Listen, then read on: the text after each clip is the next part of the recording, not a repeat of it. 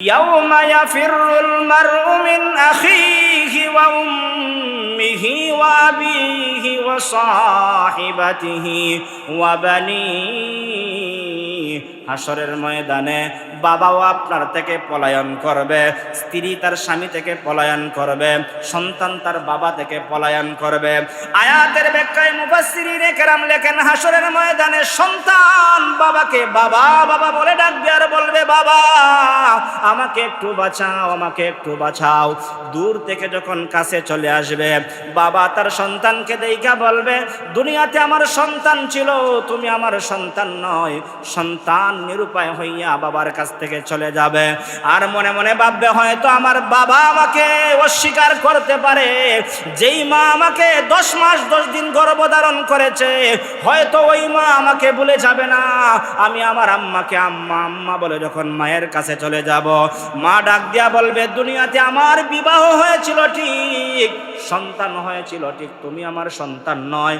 বলুন তো দেখি কেমন মুসিবত হলে, কেমন বিপদের সম্মুখীন হলে মা তার সন্তানকে ভুলে যায়, বাবা তার সন্তানকে ভুলে যায়।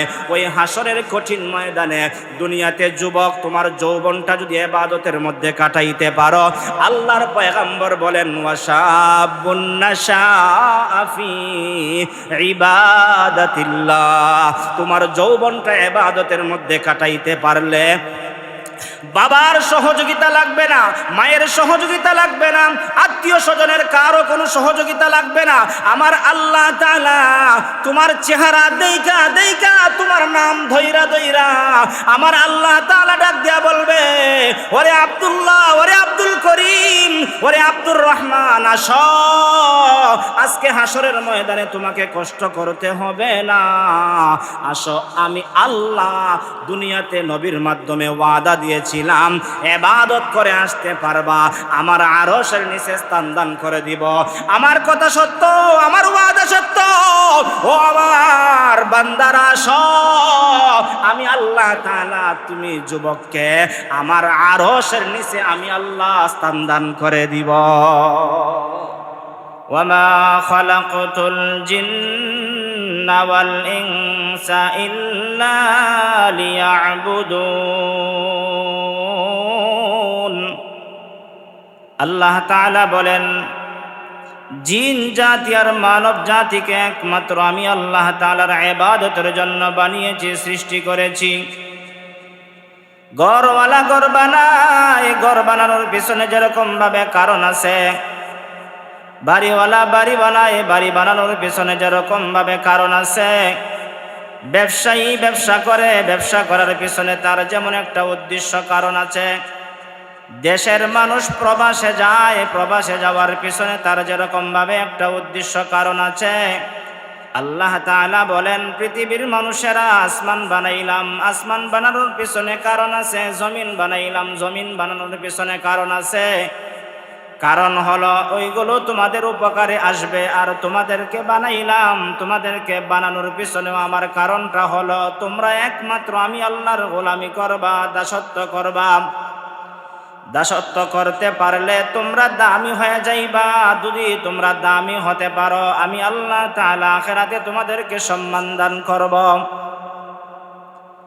এই দুনিয়ার জমিনে আমি আল্লাহ রাব্বুল আলামিন লক্ষাধিক নবী রাসূল প্রেরণ করিয়া আমি আল্লাহ তাআলার পরিচয় দেওয়ার জন্য তারা যুগে যুগে তারা মেহনত করেছে, ফিকির করেছে।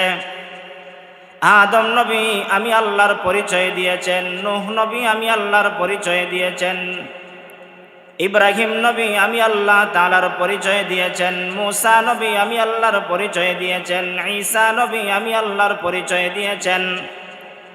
শেষ নবী, শ্রেষ্ঠ নবী মুহাম্মদুর রাসূলুল্লাহ দুনিয়াতে এসে একমাত্র আমি আল্লাহর পরিচয় দিয়েছেন। আর ওই কথাটাও জানায় দিয়েছেন, দুনিয়া একদিন ছিল না, আছে, একদিন থাকবে না। স্রষ্টা রব আল্লাহ তাআলা ছিলেন, আছেন, থাকবেন। অতএব রবের দরবারে, রবের সামনে একদিন উপস্থিত হওয়া লাগবে। এই দুনিয়া যখন একদিন শেষ হয়ে যাবে, ধ্বংস হয়ে যাবে, ধ্বংস হয়ে যাওয়ার পরে সমস্ত মানব দানব যখন দুনিয়া থেকে বিদায় হয়ে যাবে, সবাইকে একদিন হাসরের কঠিন ময়দানে আল্লাহর দরবারে উপস্থিত করা হবে। আল্লাহর দরবারে উপস্থিত করার পরে গত কয়েক শুক্রবার আগে বলেছিলাম, হাসরের ময়দানে সমস্ত মানুষকে 5টা প্রশ্ন করা হবে। 5টা প্রশ্নের জবাব দিতে পারলে সে কামিয়াব, 5টা প্রশ্নের জবাব না দিতে পারলে সে ধ্বংস হয়ে যাবে, হাসরের ময়দানে বিপদের সম্মুখীন হয়ে যাবে। এরপরে আল্লাহর পয়গম্বর মুহাম্মদুর রাসূলুল্লাহ সাল্লাল্লাহু আলাইহি ওয়াসাল্লাম বলেন, হাসরের ময়দানে 5টা প্রশ্ন শেষ করলেই শুধু শেষ নয়, হাসরের ময়দানে তোমাদের দুনিয়াতে কি করেছিলা না করেছিলা, দুনিয়াতে কেমন নেক আমল করেছিলা, কেমন বদ আমল করেছিলাম, সেটার জন্য আমি আল্লাহ রাব্বুল আলামিন মিজানের পাল্লা স্থাপন করব হাসরের ময়দানে। এই মিজানের পাল্লার মধ্যে আমি আল্লাহ তাআলা তোমাদের জন্য ইনসাফ করব। আমি আল্লাহ তাআলা তোমাদের বিচারটা এমনভাবে করব কার উপরে কোনো জুলুম করা হবে না। আল্লাহ তাআলা সেই কথাটাও কালামে হাকিমের মধ্যে বলেন, وَنَضَعُ الْمَوَازِينَ الْقِسْطَ لِيَوْمِ الْقِيَامَةِ فَلَا تُظْلَمُ نَفْسٌ شَيْئًا وَإِنْ كَانَ مِثْقَالَ حَبَّةٍ مِّنْ خَرْدَلٍ أَتَيْنَا بِهَا وَكَفَى بِنَا حَاسِبِينَ। আল্লাহ বলেন, ওয়ানাদাউল মাওয়াজিনাল কিসত লিয়াউমিল কিয়ামা, কিয়ামতের দিন আমি আল্লাহ তাআলা ইনসাফের পাল্লা কায়েম করব। এই ইনসাফের পাল্লার মধ্যে প্রত্যেকটা মানুষের আমল ওজন করা হবে। ফালা তুজলামু নাফসুন শাইআ, কার উপরে কোনো জুলুম করা হবে না। ওয়াইন কানা মিসকালা হাববাতিন মিন খারদালিন আতাইনা বিহা, যে পরিমাণ যে যা করেছে সব কিছু তার ওইখানে উপস্থিত করা হবে, কার উপরে কোনো জুলুম করা হবে না। ওয়া কাফা বিনা হাসিবিন, আর এই বিচারের জন্য একমাত্র আল্লাহ তাআলাই যথেষ্ট। এই বিচার যে আল্লাহ তাআলা শুরু করবেন, যার নেকির পাল্লা ভারী হয়ে যাবে সে আখিরাতে হাসরের ময়দানে দামি হয়ে যাবে। যার মিজানের পাল্লার আমল নামাটা হালকা হয়ে যাবে সে ওই জায়গার মধ্যে লাঞ্ছিত আর অপমানিত হয়ে যাবে। আপনি হায়াতের জিন্দেগিতে অল্প যদি নেক আমল করেন সেটাও আল্লাহর দরবারে উপস্থিত করা হবে। হাসরের ময়দানে আপনি যদি অনুপরিমাণ বদ আমল করেন সেটাও উপস্থিত করা হবে। আল্লাহ পাক রব্বুল আলামিন বলেন, فَمَن يَعْمَلْ مِثْقَالَ ذَرَّةٍ خَيْرًا يَرَهُ وَمَن يَعْمَلْ مِثْقَالَ ذَرَّةٍ شَرًّا يَرَهُ। হাসরের ময়দানে আপনি যদি অনুপরিমাণ সামান্য পরিমাণ নেক আমল করেন সেটাও উপস্থিত করা হবে। হাসরের ময়দানে আপনি যদি সামান্য বদ আমল নিয়ে যান, ওই বদ আমলটা অনুপরিমাণ বদ আমলটাও আপনার সামনে উপস্থিত করা হবে। এখনের আয়াত আগের আয়াত দ্বারা বোঝা যায় প্রত্যেকটা মানুষ যা করবে তার সামনে উপস্থিত করা হবে। ভালো করলেও উপস্থিত করা হবে, বদ আমল করলেও উপস্থিত করা হবে। আল্লাহ তাআলা বলেন, কার উপরে আমি আল্লাহ জুলুম করব না, বেইনসাফি করব না। ইনসাফের পাল্লা কায়েম করে সবাইকে আল্লাহ তাআলা সুবিচার, ভালো বিচার, ইনসাফের বিচারের জন্য আল্লাহ তাআলা হাসরের ময়দান কায়েম করবেন। আল্লাহর পয়গম্বর মুহাম্মদুর রাসূলুল্লাহ সাল্লাল্লাহু আলাইহি ওয়াসাল্লাম বলেন, হাসরের ময়দানটা কেমন ভয়ানক হবে, হাসরের ময়দানটা কেমন ভয়ঙ্কর হবে। এখন তো আমার আপনার মাথার উপরে 7টা আসমান আছে, হাসরের ময়দানে 7টা আসমান থাকবে না, কেবলমাত্র একটা আসমান আল্লাহ রূপান্তরিত করবেন। কিতাবের দ্বারা প্রমাণ হয় 7টা জমিন আছে হাসরের ময়দানে, জমিনটা একটা মাত্র জমিন থাকবে। ওই জমিনের মধ্যে সমস্ত হাসরবাসী আদম নবীর উম্মত থেকে নিয়া মুহাম্মাদুর রাসূলুল্লাহর উম্মত পর্যন্ত সবাই হাসরের ময়দানে থাকবে। সমস্ত হাসরবাসী যখন হাসরের ময়দানে দাঁড়ায় থাকবে, আল্লাহ তাআলা হাসরের ময়দানে অর্ধ হাত উপরে আসমানটা রাখবেন, আসমানের মধ্যে সূর্য থাকবে। সূর্যের তাপের কারণে প্রত্যেকটা মানুষের শরীর থেকে এই পরিমাণ ঘাম বের হবে, প্রত্যেকটা মানুষের মাথার মগজগুলো এরকমভাবে গরম হয়ে বাতের মারের মতন উতরাইতে থাকবে।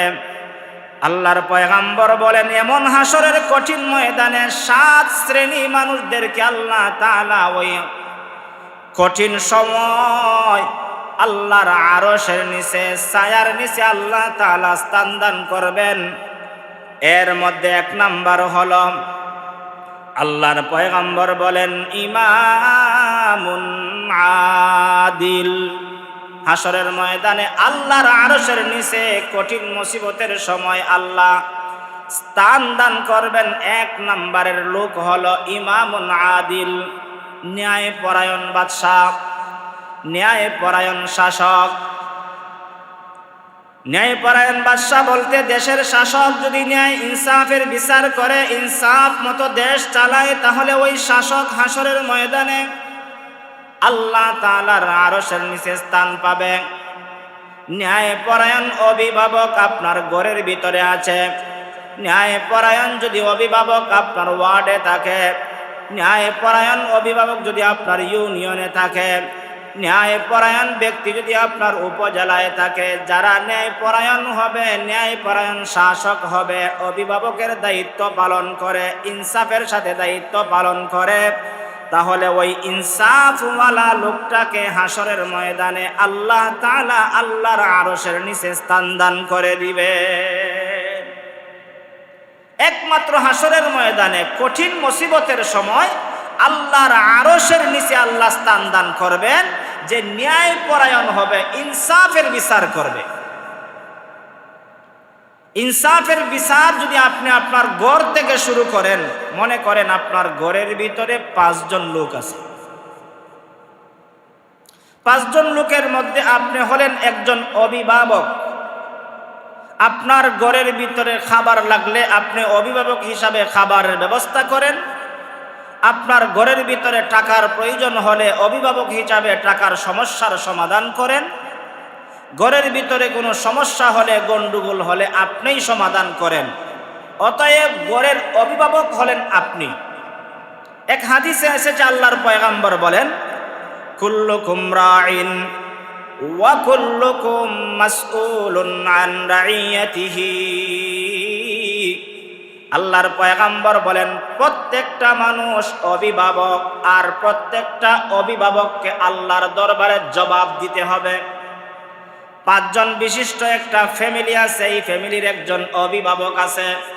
ওই অভিভাবক তার দায়িত্ব পালন করলো কিনা হাসরের ময়দানে জবাব দিতে হবে।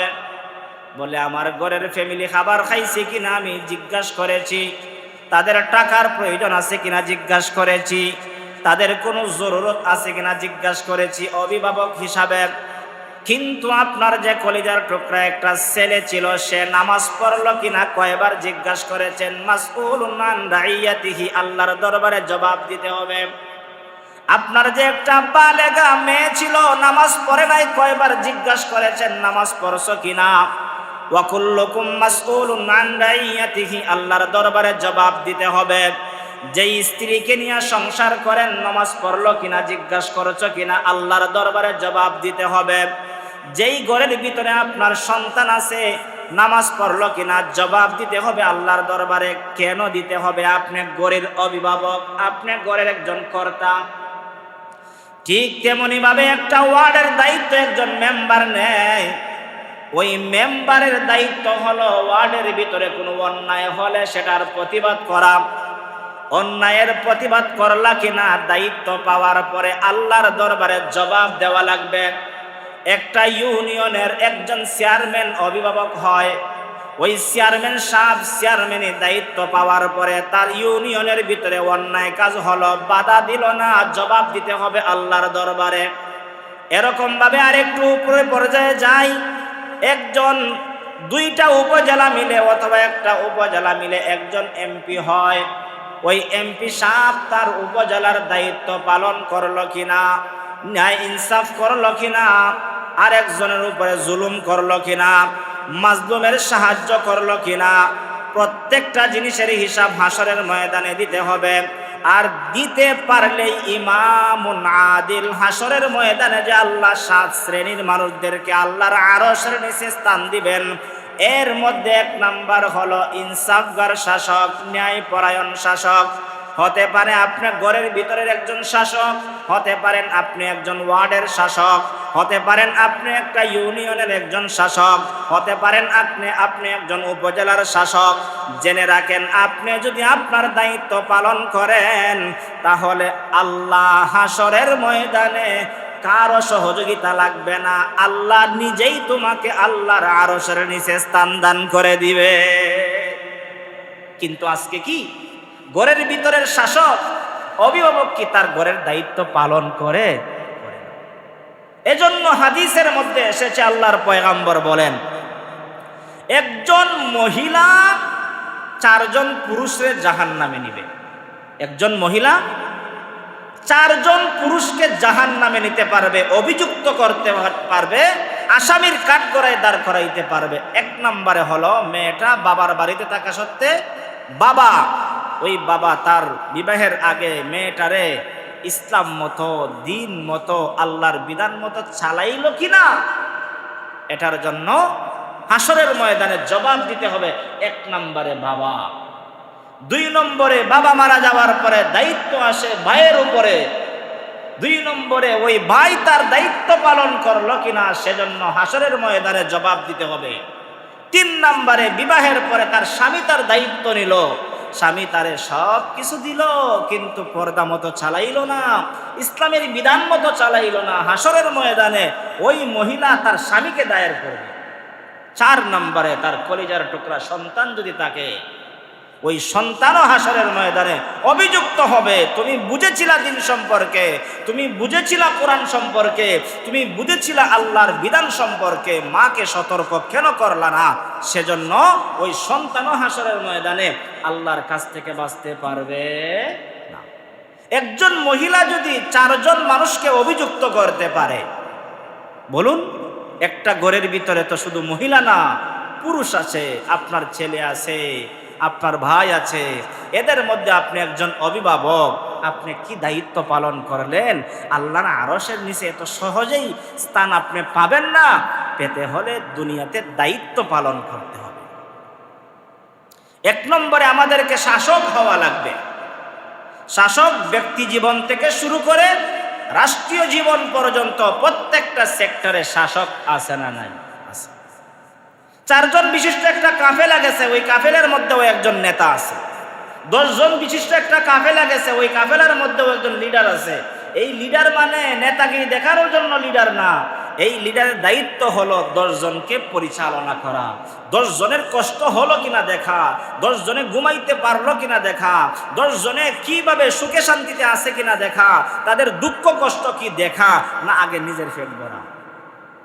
আমরা তো এমন শাসক হয়ে গেছি, এমন অভিভাবক হয়ে গেছি, আগে নিজের চিন্তা করি শাসকের কি অবস্থা, আমার প্রজাদের কি অবস্থা, আমার জনগণের কি অবস্থা, সেটার খবর আমরা নিজে নেই না। এজন্য আমাদের উস্তাদ ছাত্র জীবনে একটা কথা বলতেন, তুমি যদি এই মুহূর্তে দায়িত্বশীল হও, মনে করেন একটা জিনিস আসছে, আপনি বাইটা দিবেন, আগে নিজের পেট ভরবা না, নিজের চিন্তা আগে করবা না, আমার সামনে যারা আছে আগে প্রত্যেকে পাইলো কিনা আমি আগে দেখি, টাকার উপরে আমি নিজের কি করব, নিজের চিন্তা করব। কিন্তু আজকে ব্যক্তি জীবন মনে করেন, সামাজিক জীবন মনে করেন, রাষ্ট্রীয় জীবন মনে করেন, প্রত্যেকটা সেক্টরে দেখবেন আসলে পরে আগে নিজের চিন্তা করে। আগে কি করে? নিজের চিন্তা করে। মনে করেন সরকারি মাল কিছু আসলো জনগণের জন্য, কারণ জনগণ তো আপনার দায়িত্বে আছে, কিন্তু আপনি যে দায়িত্ব পাইয়া যা পাইলেন এগুলো আপনি জনগণের কাছে পৌঁছায় দেওয়া আপনার দায়িত্ব নেতা হিসাবে, কিন্তু আপনি দায়িত্ব পালন করলেন কিনা আল্লাহর দরবারে জবাব দেওয়া লাগবে। সংক্ষিপ্ত কথা, হাসরের ময়দানে যেই কথাটা বলেছিলাম, দুনিয়া ছিল না, আছে, একদিন থাকবে না, সবাইকে হাসরের ময়দানে যেতে হবে। আর হাসরের ময়দানে অর্ধহাত উপরে সূর্য থাকবে, মাথার মগজগুলো টকবক করে জমিনে পড়বে, নিচের জমি তামা হয়ে যাবে, সাধারণ গরমের মধ্যে পা রাখা যায় না, পা গুলো এরকম ভাবে চামড়া কষে কষে পড়ে যাবে। এমন মুসিবতের সময় আল্লাহ তাআলা আল্লাহর আরশের নিচে মায়া করে মহব্বত করে যে আল্লাহ স্থান দিবেন 7 শ্রেণী মানুষকে। এর মধ্যে এক শ্রেণী হলো ইমামুন আদিল, ন্যায়পরায়ণ বাদশাহ, ন্যায়পরায়ণ শাসক। এতক্ষণের কথায় আমি যা বুঝাইলাম, ন্যায়পরায়ণ হতে পারা কঠিন, কিন্তু দায়িত্ব পালন করি না। আর দায়িত্ব, কঠিন দায়িত্ব পালন করতে পারলে ওই জায়গায় চাচার কোনো সহযোগিতা লাগবে না, বাবার কোনো সহযোগিতা লাগবে না, আত্মীয় স্বজনের কোনো সহযোগিতা লাগবে না। দুনিয়াতে কর্ম করেছো ভালো, ওই জায়গায় আরাম পাইবা শান্তিতে, আল্লাহ আরামের ব্যবস্থা করে দিবেন ন্যায়পরায়ণ শাসক হতে পারলে। 2 নম্বর হলো ওয়াশাবুন নাশাআ ফি ইবাদাতিল্লাহ। আল্লাহর পয়গম্বর বলেন, হাসরের কঠিন ময়দানে অর্ধহাত উপরে সূর্য থাকবে। ওই কঠিন মুসিবতের সময় ছায়ার ব্যবস্থা আরশের নিচে যারা পাবে তারা হলো ওই যুবক, যেই যুবক আল্লাহর জন্য ইবাদতের মধ্যে সময়টা কাটাইছে। ওয়াশাবুন নাশাআ ফি ইবাদাতিল্লাহ, আল্লাহর ইবাদতের মধ্যে যেই যুবক তার যৌবন কাটাইয়া দিল। এখন আমরা যুবক 25 বছর বলেন, 20 বছর বলেন, 30 বছর বলেন, যৌবনের তাড়নায় মসজিদের আজান শোনার পরেও ইবাদত করতে আমরা আসি না। মসজিদের পাশ দিয়া যাই, আজান পরে মসজিদে আসি না। ইবাদতের ডাক, সংবাদ, আল্লাহু আকবার, আল্লাহু আকবার, আল্লাহ সবচাইতে বড়। হাইয়া আলাস সালাহ, আসো কল্যাণের দিকে। হাইয়া আলাল ফালাহ, আসো কামিয়াবির দিকে। আমাকে আপনাকে দৈনিক মসজিদ থেকে 5 বার আহ্বান করা হয়। কি করা হয়? 5 বার আহ্বান করা হয়।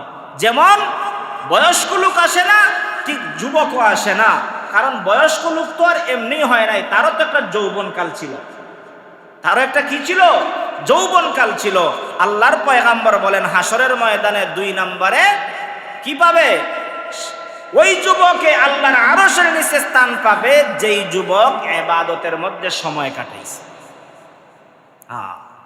আজকে তো আমরা মনে করি যৌবন পাইছি, ইবাদত আরো কয়দিন পরে করব মনে, এটাই তো বাস্তবতা মনে করি।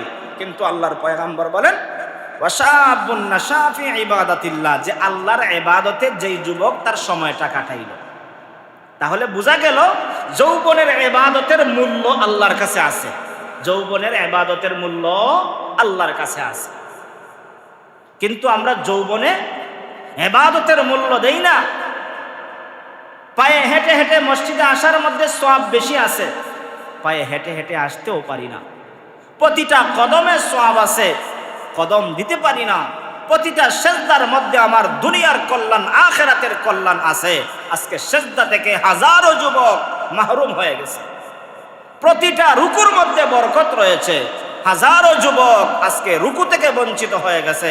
প্রতিটা কিয়ামুল লাইলের মধ্যে সওয়াব রয়েছে, হাজারো যুবক আজকে কি করে না? কিয়ামুল লাইল দাঁড়ায় দাঁড়ায় আল্লাহকে স্মরণ করে না।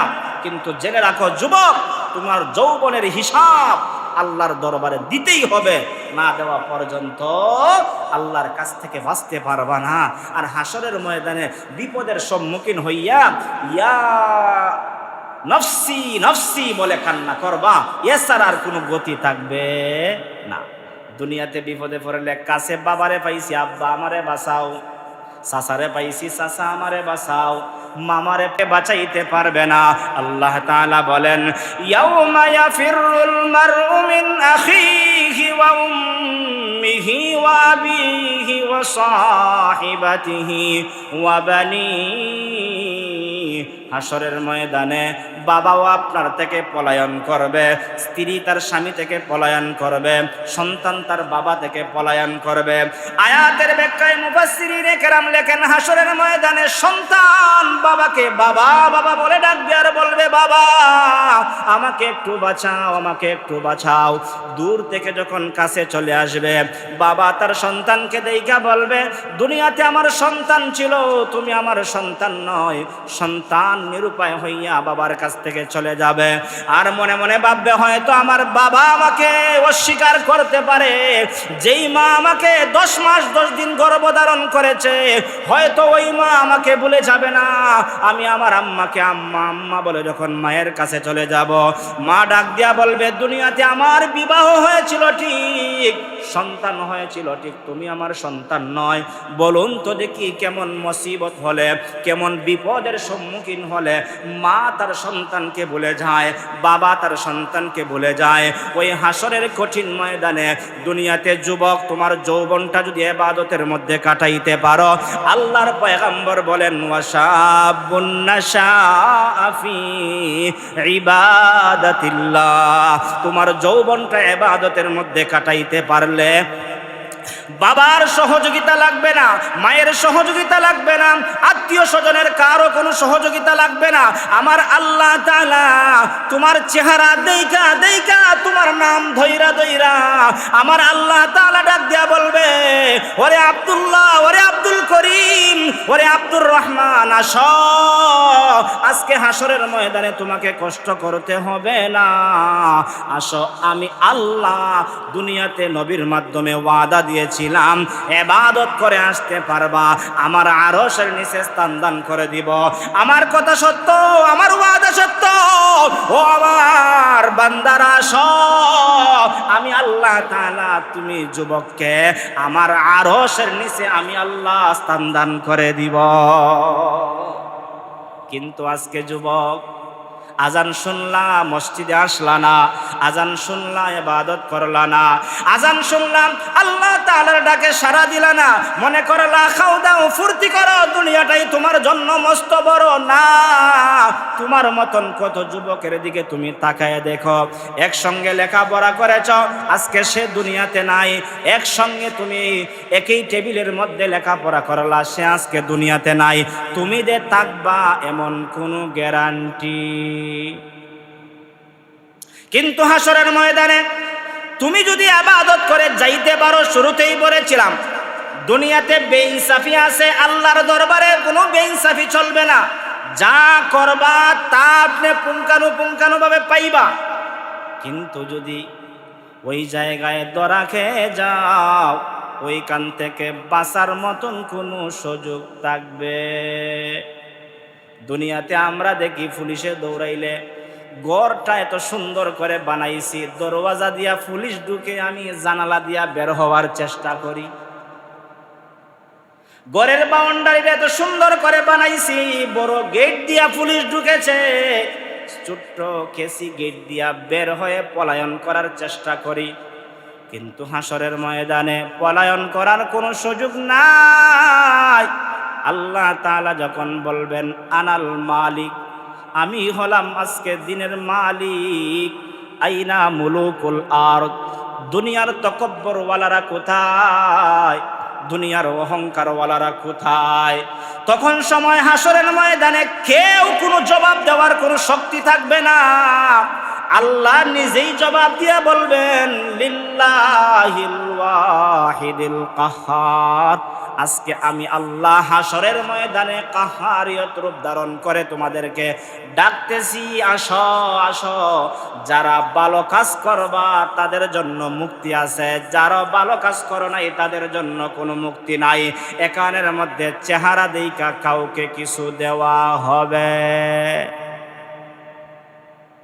এই জন্য আল্লাহ তাআলা বলেন হাসরের ময়দানে কোন চেহারা কালো হয়ে যাবে, কুচরি হয়ে যাবে, আর কোন চেহারা নূর চমকাইতে থাকবে। আল্লাহ তাআলা বলেন ইয়াউমা তাবিয়াদ্দু ওয়ুজুহুম ওয়া তাসওয়াদ্দু ওয়ুজুহ ফাআম্মাল্লাযীনা আসওয়াদ্দাত ওয়ুজুহুহুম আকাফারতুম বা'দা ঈমানিকুম ফাযূকুল আযাবা বিমা কুনতুম তাকফুরুন। আল্লাহ তাআলা বলেন ইয়াউমা তাবিয়াদ্দু ওয়ুজুহুম ওয়া তাসওয়াদ্দু ওয়ুজুহ, হাসরের ময়দানে একদল লোকের চেহারা কালো হয়ে যাবে, আর একদল লোকের চেহারা সুন্দর নূরওয়ালা নুরানি হয়ে যাবে, জগমগ করতে থাকবে, চকমক করতে থাকবে, আলোকিত হয়ে যাবে। যাদের চেহারা কালো হয়ে যাবে রে যুবক, ওই লোকটা আফসোস করবে আর বলবে হায় রে পুরা কপাল, হায় রে আমার বন্ধু, তুই না আমাকে ধ্বংস করলি, তুই না আমাকে ধ্বংস করলে। একসঙ্গে ছিলাম, নামাজ পড়ার কথা তুই বলিস নাই, খাবারের কথা আমাকে বলেছিলে, চা পান করার জন্য বলেছিলে, নামাজের জন্য বলিস নাই, তোর জন্য আজকে আমার জীবনটা ধ্বংস হলো। এমন জীবন তুমি করো হে গঠন, মরিলে হাসিবে তুমি, কাঁদিবে ভুবন। আর যার চেহারাটা সুন্দর হয়ে যাবে, আলোকিত হয়ে যাবে, ওই লোকটা ডাক দিয়া বলবে বন্ধু, তুই আমার কেমন বন্ধু ছিলে জানস? নামাজের সময় হয়ে গেলে হাতটা দইরা, আমি নামাজে যাইতে চাইছিলাম না, হাতটা দইরা বলেছিলে যুবক আস না, একসঙ্গে তোর সঙ্গে চলাফেরা করলাম, জীবনে তো কিছুই করতে পারলাম না, একটা ওয়াক্ত নামাজে আয়, একটা ওয়াক্ত নামাজ পড়ি, হতে পারে একটা ওয়াক্তের নামাজের একটা সেজদায় আমার আপনার জীবন পরিবর্তন করতে পারেন কি পারেন না? কিন্তু আমরা করি না কেন? যুবক তো এমন যুবককে বন্ধু বানাইতে পারলাম না। এমন বন্ধু বানাইছি যেই বন্ধু আমাকে খারাপ কাজে নিয়ে যায়, এমন বন্ধু বানাইছি যেই বন্ধু আমাকে অন্যায় কাজে নিয়ে যায়, এমন বন্ধু বানাইছি যেই বন্ধু আমাকে চুরি ডাকাতি হাইজাকারি শিক্ষা দেয়। কিন্তু আল্লাহর পয়গম্বর বলেন আল্লাহর আরশের নিচে 3 নম্বরে এমন ব্যক্তিদেরকে আল্লাহ তাআলা স্থান দান করবেন। ওয়ারাজুলুন কলবুহু মুআল্লাকুন ফিল মাসাজিদ, ওয়ারাজুলুন কলবুহু, এমন যুবক আল্লাহর আরশের নিচে স্থান পাবে। ওয়ারাজুলুন মুআল্লাকুন ফিল মাসাজিদ, যেই যুবকের কলব দিলটা মসজিদের সাথে থাকে। কোথায় থাকে? মসজিদে থাকে। আমাদের কলবটা রাত্রে 3টার সময় ফুটবলের মধ্যে দিল থাকে, দিল দিল কি থাকে? ফজরের টাইমে ঘুমটা ভাঙে না। যুবক বলো, বারবার কেন বলি? বারবার বলি সতর্ক করার জন্য বলি। 2টার সময় তোমার ঠিক হয়ে এলাম দিয়া ঘুম ভাঙা খেলাটা দেখতে পারলাম, কিন্তু আল্লাহর পয়গম্বর যে বললেন হাসরের ময়দানে আমার আরশের নিচে ওই যুবকটার স্থান দিব, যেই যুবকটা হলো ওয়ারাজুলুন কলবুহু মুআল্লাকুন ফিল মাসাজিদ, যার কলবটা মসজিদের দিকে থাকবে, ওই যুবককে আমার আল্লাহ আল্লাহর আরশের নিচে স্থান দান করে দিবে। সংক্ষিপ্ত কথা বুঝলে বুঝপাতা, খেলা তো চলে যাইতেছে, আরো কত অন্যায় তো আমার আছে।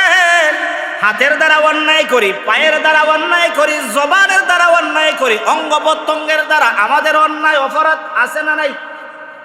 অন্যায়ের কোনো শেষ নাই। আল্লাহ তাআলা বলেন ওয়াউদিআল কিতাবু ফাতারাল মুজরিমিন মুশফিকিনা মিম্মা ফীহি ويقولون يا ويلتنا ما لهذا الكتاب لا يغادر صغيرة ولا كبيرة إلا أحصاها। হাসরের ময়দানে আল্লাহ তাআলার দরবারে দাঁড়াইবে অপরাধী মুজরিম, আল্লাহর নাফরমান দাঁড়ায়া বলবে হায় রে হায়, ওয়াউদিআল কিতাব, এটা কেমন কিতাব? এই কিতাব নয়, আপনার হায়াতের জিন্দেগির যা করেছে দেন তা দিয়ে আল্লাহ একটা কিতাব বানাইবে। কি বানাইবে? আল্লাহ একটা কিতাব বানাইবে, আল্লাহ একটা পুস্তিকা বানাইবে। আল্লাহ তাআলা আপনার আমল নামাটা আল্লাহ তাআলা আপনার হাতের মধ্যে দিবে। ওই আমল নামাটা দেখার পরে ওই মুজরিম অপরাধী ডাক দিয়া বলবে, ওয়াউদিআল কিতাবু ফাতারাল মুজরিমিন। ওই মুজরিম ডাক দিয়া বলবে, হায় রে হায়, 30 বছরের কিতাবটা এটা কেমন কিতাব, 40 বছর হায়াতের জিন্দেগির কিতাবটা এটা কেমন কিতাব, 50 বছর হায়াতের জিন্দেগির কিতাবটা এটা কেমন কিতাব, 80 বছরের হায়াতের জিন্দেগির কিতাবটা কেমন কিতাব, যেই কিতাবটা পোকামা করে খায় নাই, গুই পোকায় খায় নাই, উই পোকায় খায় নাই, ব্যাঙে খায় নাই, সাপে খায় নাই, আগুনে পড়ে নাই, বন্যায় ধ্বংস হয়ে যায় নাই, প্লাবনে ধ্বংস হয়ে যায় নাই। এরকম ভাবে যত ধরনের যত আযাব আছে, কোনো আযাব তাকে ধ্বংস করতে পারে নাই। লা ইউগাদিরু সগীরা ওয়ালা কাবীরাতান ইল্লা আহসাহা। ওইটা কেমন কিতাব, ছোট থেকে ছোট অন্যায়টা পর্যন্ত ছেড়ে দেয় নাই। একটা অন্যায় করেছি বাবা জানে না, একটা অপরাধ করেছি আত্মীয় স্বজন জানে না, একটা অন্যায় করেছি ফ্যামিলির কেউ জানে না, দুনিয়ার কেউ না জানলেও অন্যায়ের সংবাদটা জানেন কে? কিরামান কাতিবিন, সম্মানিত দুইজন লেখক ফেরেশতা আমার আপনার কাদের মধ্যে আছে। ইয়ালামুনা মা তাফআলুন, যা কিছু আপনি করবেন সব কিছু তারা লিপিবদ্ধ করবে। যুবক, নিজের দিলটারে নিজে একবার প্রশ্ন করে দেখো, এটা যদি এমন কিতাব হয়ে যায় যেই কিতাবের মধ্যে গোপনে প্রকাশ্যে সমাজে এলাকায় নিজে ব্যক্তিগত যা করেছ ওই কিতাবের মধ্যে কোনো ছোট থেকে ছোট অন্যায়টা ছেড়ে দেওয়া হয় নাই, বড় থেকে বড় কোনো অন্যায় ছেড়ে দেওয়া হয় নাই, ছোট থেকে ছোট নেক আমলটাও ছেড়ে দেওয়া হয় নাই, বড় থেকে বড় নেক আমলটাও ছেড়ে দেওয়া হয় নাই। ওই যুবক, ওয়ারাজুলুন কলবুহু মুআল্লাকুন ফিল মাসাজিদ, তোমার দিলটা যদি মসজিদের সঙ্গে ইবাদতের সঙ্গে লাগাইতে পারো, তুমি যুবকের সম্মান আমার আল্লাহর কাছে আছে না না? 4 নম্বরে সংক্ষিপ্তভাবে আল্লাহর পয়গম্বর বলেন, আল্লাহর আরশের নিচে স্থান পাবে কারা? ওয়ারাজুলান তাহাব্বা ফিল্লাহি ইজতামা আলাইহি ওয়া তাফাররাকা আলাইহি। ওয়ারাজুলান তাহাব্বা ফিল্লাহি ইজতামা আলাইহি ওয়া তাফাররাকা আলাইহি। এমন দুই যুবক, কি যুবক? এমন দুই যুবক, যেই যুবক আল্লাহর জন্য এক বন্ধু আরেক বন্ধুকে মহব্বত করে, আল্লাহর জন্য এক যুবক আরেক যুবককে মহব্বত করে। আবার দেখা গেছে বন্ধুর সঙ্গে আমার কোনো মিল নাই, তুমি বেনামাজি হয়ে গেছো, আমি নমাজি হয়ে গেছি, তুমি বন্ধুর সঙ্গে আমার কোনো সম্পর্ক নাই। এই কথাটাই আল্লাহ বলতেছেন আল্লাহর পয়গম্বরের মাধ্যমে। এমন বন্ধু বানাও, ওয়ারাজুলান তাহাব্বা ফিল্লাহি ইজতামা আলাইহি ওয়া তাফাররাকা আলাইহি। আল্লাহর জন্য তার সঙ্গে তোমার বন্ধুত্ব থাকবে, আর আল্লাহর জন্যই তুমি তার সঙ্গে শত্রুতা পোষণ করবে। আল্লাহর জন্য তোমার মহব্বত কার সঙ্গে থাকার কথা ছিল, আর আল্লাহর জন্য কার সঙ্গে তোমার দুশমনি করার কথা ছিল, তুমি বন্ধু দুনিয়া হাসিলের জন্য করো নাই। জেনে রাখো, আমার কথা আপনার কথা দুনিয়ার সব মানুষের কথা রেকর্ড হচ্ছে। একদিন রেকর্ড ছেড়ে দিলে পরে বুঝতে পারবা আল্লাহর জন্য কতটুকু তোমার ভিতরে মহব্বত ছিল, আর আল্লাহর জন্য কতটুকু তোমার দুশমনি ছিল। এটা নিজেকে নিজে প্রশ্ন করলে পাওয়া যায় কি যায় না? এজন্য 4 নাম্বার হলো আল্লাহর জন্য বন্ধুত্ব করা। কার জন্য বন্ধুত্ব করা? আরো জোরে বলেন, কার জন্য বন্ধুত্ব করা? দুনিয়াতে তো বন্ধুর অভাব নাই, দুনিয়াতে বন্ধুর অভাব নাই। এমন বন্ধুকে গ্রহণ করা যেই বন্ধুর যারা ইবাদতের রাস্তা দেখায় দেয়, আর ওই যুবকের সাথে বন্ধুত্ব বিচ্ছিন্ন করা যেই যুবক আমাকে অন্যায় কাজে নিয়ে যায়, যেই বন্ধু আমাকে নাফরমানির দিকে নিয়ে যায়। বন্ধু, এতদিন তোমার সঙ্গে আমার সম্পর্ক ছিল, আজকে আল্লাহর জন্য তোমার সঙ্গে বন্ধুত্ব ছিন্ন করলাম। যুদ্ধের ময়দানে আল্লাহর পয়গম্বরের জলিলুল কদর সাহাবী, জান্নাতের সার্টিফিকেট প্রাপ্ত সাহাবী সিদ্দিক আকবর রাদিয়াল্লাহু তাআলা আনহু যুদ্ধের ময়দানে গেছেন। যুদ্ধের যুদ্ধের ময়দানে গিয়া যাকে সামনে পাইছেন বাতিলের মোকাবেলা করছেন, ওনার সন্তান একদিন যুদ্ধের শেষে বলতেছে, আব্বা আমি কিন্তু আপনাকে 2 বার সুযোগ পেয়েছিলাম, কিন্তু বাবা হিসাবে আপনাকে আমি হত্যা করি নাই, বাবা হিসাবে আপনার উপরে আমি তলোয়ার চালায়া দেয় নাই। সিদ্দিক আকবর বলেছিলেন, তুমি তো তখন সময় বেঈমান ছিলে, আমি যদি আল্লাহর জাতের কসম আল্লাহর জন্য তোমাকে সামনে পাইতাম, কে আমার সন্তান কে আমার সন্তান নয় সেটা আমি দেখতাম না, আমার আল্লাহর জন্য আমি তোমাকে হত্যা করে দিতাম। সুবহানাল্লাহ কইতেন না? এটার দ্বারা প্রমাণ কি হয়? আল্লাহর জন্য মহব্বত, আল্লাহর জন্যই শত্রুতা, আল্লাহর জন্যই মহব্বত, আল্লাহর জন্যই শত্রুতা। এটা আবার কইলেন না ব্যক্তির জন্য শত্রুতাও নাই, ব্যক্তির জন্য কোনো মহব্বতও নাই, আল্লাহর জন্য হবে। আর আল্লাহর জন্য যদি মহব্বতটা হয়, এই মহব্বতটা দুনিয়াতে শুধু কাজে লাগবে তা নয়, আখিরাতেও কাজে লাগবে।